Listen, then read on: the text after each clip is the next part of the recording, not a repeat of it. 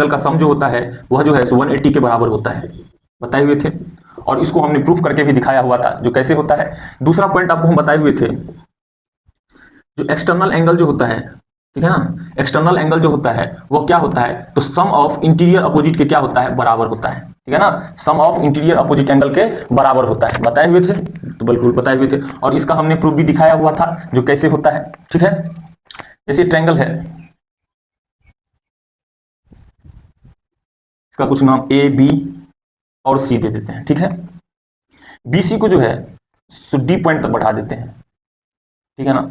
यह जो एंगल जो बन रहा है ए सी डी, जो एंगल बन रहा है यहाँ पे, यही क्या कहलाता है, एक्सटर्नल एंगल, ठीक है ना भाई, यही क्या कहलाता है, एक्सटर्नल एंगल, जिसको हम अल्फा से डिनोट कर रहे हैं, ठीक है ना। यह क्या होता है, तो एक्सटर्नल एंगल जो होता है वह अपने इंटीरियर, ठीक है, इसके इंटीरियर तो यही हुआ, इंटीरियर के अपोजिट, ठीक है ना, इसके अपोजिट में यह एंगल है और इसके अपोजिट में क्या है, यह एंगल है, ठीक है ना। यह अपने इंटीरियर अपोजिट के सम के बराबर होता है, ठीक है ना। दोनों एंगल के क्या होता है, सम के क्या होता है, यह बराबर होता है, ठीक है ना, यही होता है ना जी। तो आप बोलेंगे जी बिल्कुल होता है। यह एक्सटर्नल एंगल क्या होता है, तो कोण ए प्लस कोण बी, ठीक है। अच्छा से हम बताए हुए थे जो कैसे होता है, नहीं होता है, प्रूफ भी आप देख लीजिएगा, ठीक है भाई साहब।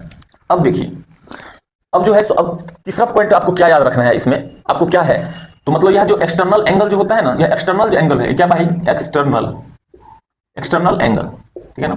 यह एक्सटर्नल एंगल जो होता है, यह एक्सटर्नल एंगल जो है सो हमेशा जो है सो बड़ा होता है, किससे, इस ये एंगल से, इंटीरियर एंगल से, ठीक है भाई साहब। इंटीरियर एंगल से हमेशा क्या होता है, बड़ा होता है, ठीक है। तो लिख सकते हैं इसको ग्रेटर देन, लिख सकते हैं कि नहीं लिख सकते हैं, तो बिल्कुल लिख सकते हैं, ठीक है, इसको हम बिल्कुल लिख सकते हैं, ठीक है।